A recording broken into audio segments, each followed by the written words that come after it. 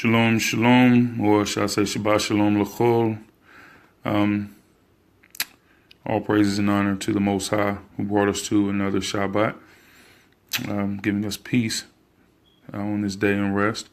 Today I'm going into Psalms 22, verse 16. It was Chief Uzziah Ben Lewi. He asked me on a post to do a breakdown of this, so I figured I would do a video on it. And compare the New Testament, or Salakli, not the New Testament, compare the KJV translation to what the Hebrew actually says. This has popped up a lot, so maybe this will help some of the brothers and sisters on what this actually says. So we're going to start with the KJV so we can do a true comparison. So we have, let me see, for dogs have compassed me. The assembly, okay, and we're going unfocused. The assembly of the wicked have enclosed me. They pierced my hands and my feet. This is used to say that this is a prophecy about JC coming in the New Testament. But what we have in the Masoretic text actually does not read as such. And we will get into that one right now. So in the Masoretic text, it's actually Psalms 22, verse 17. It's not counted the same. And, hopefully we can get back in focus. So we'll go through and read it, and then we'll go through and we'll actually break it down. So we have, get my pointer right. Ki sababuni kelabim adat mereim hikipuni Cha'ari yadeh werag la. All right. So the first word being ki. Ki is a conjunction. It means that, for, because, when. It means a lot of stuff. For all intents and purposes. For this one, I used for. We have sababuni. Sababuni. The root for this, or the shoresh, is samek, bait. Bait means to turn about, go around, or surround. This is it's a third person masculine plural verb, call stem verb. It's in its perfect form. It has the alternative nun hidik yod pronominal suffix, meaning my or me. The nun hidik yod, that means my or me. This is the alternative one. The other one is just the hidik yod. We have kelabim. Kelabim. The root word for this is chaf, lamed, beit. Chaleb. What this means is dog. The hirik yod mem at the end, making this say kelabim, is actually this is a masculine plural suffix. So it's like adding like we said dog in English, dog. And if we wanted to say dog plural, we would say dogs, adding an S. That's kind of what that hidik yod mem masculine suffix does. Adat. If we can focus. All right. So the root we have for this is the ayin dalit. Ayin dalit. What this means, what this word means, is now I am gonna have to glance at my notes. Okay, quick glance over there. It means witness, testimony, or evidence. That's the verb root of it. The noun, if I remember right, is edah, which means like a gathering or congregation. This is a noun, feminine form. It's also singular. It's in the construct form. We know this by the suffix, the construct suffix. The patah, the line under the dalet, patah, tau. That puts us in construct form. So it's like saying of. So a congregation of, or a gathering of. Then we have, so this first part, this is pretty much the first portion. So what we have is, for a gathering of dogs have encircled me or have encompassed me. That's what we have for this first portion of it. And we have mereim. Meraim, the root being resh, ayin. This means to be bad or to be evil. This is a verb hifil. This is actually a participle. This is a hifil participle. So it's going to behave a little differently. So what this means, if I can get this to focus, it also has the masculine. Again, you see the chirik yod mem suffix that we talked about earlier when we were at chelabim. Pretty much what this means, or not pretty much what it does, I'm sorry, it's still kind of early. What this does mean is like evil ones or evildoers or wicked ones. We have hikipuni. This has a very, when I was looking at it, it kind of threw me off. It took me a minute to parse it because when I was trying to root it.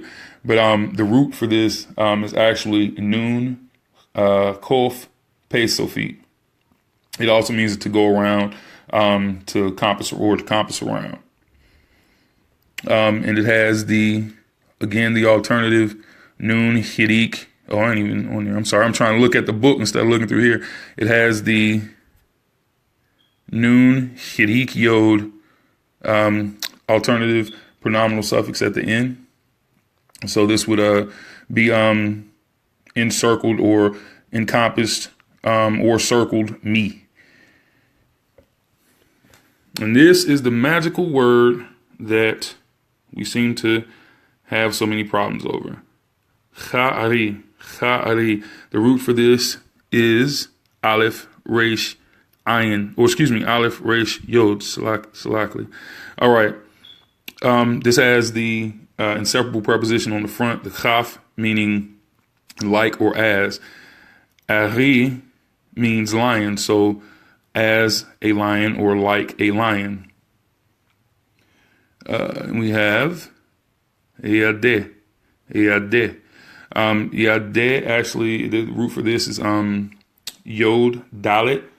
It means hand. This is actually in dual form, so it's hands. And let me see, it's a noun, feminine. It's a noun, feminine, first person, singular possessive suffix for the plural nouns.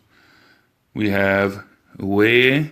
I can't see anything. Salakli. We ragala. We've got the vowel conjunction on the front, meaning and. Ragala. The root for this is resh gimel lamed. Ragal.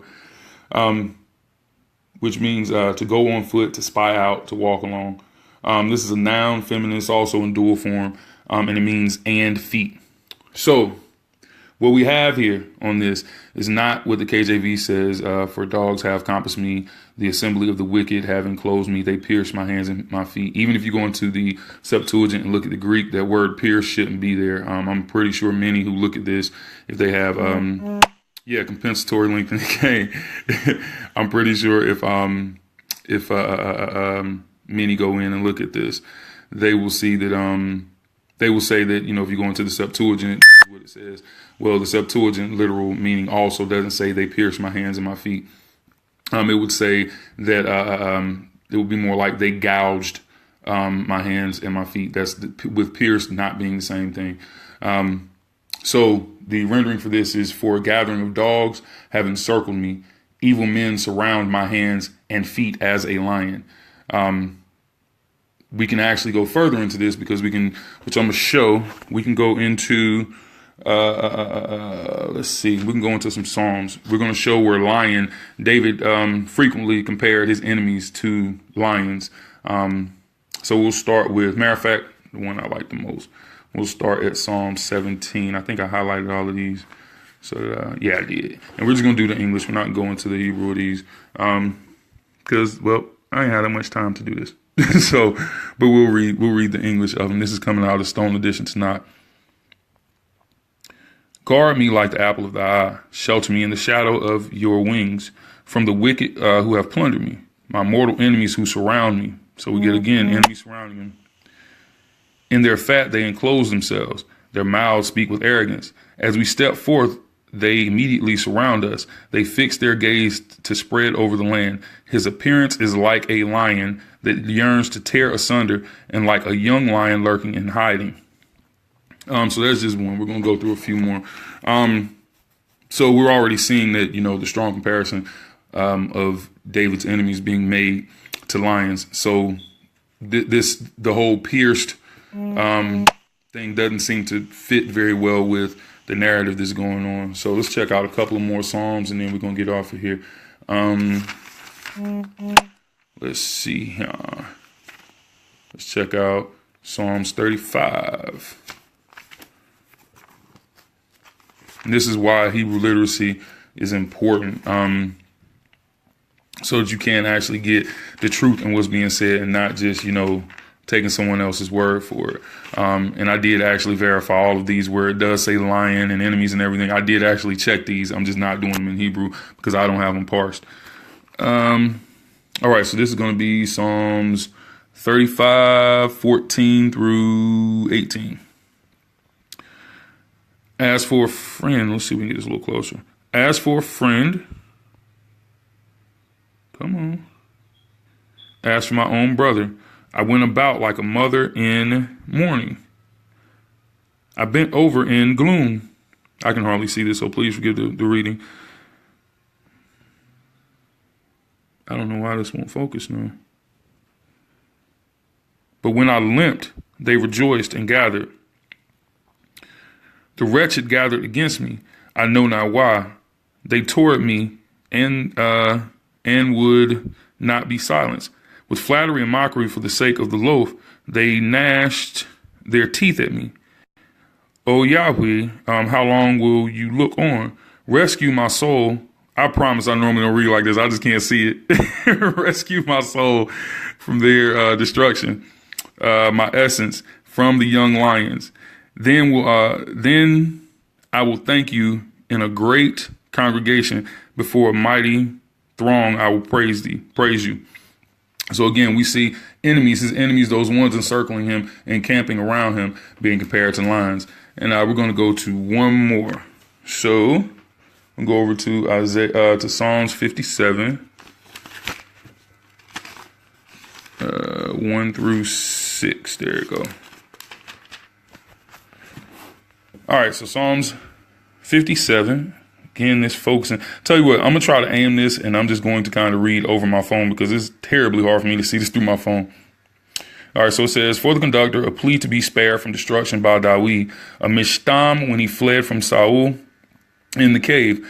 Favor me, O El. Favor me, for in you has my soul taken refuge, and in the shelter of your wings I shall take refuge until devastation shall pass. I will call upon God Most High, to the God who fulfills for me.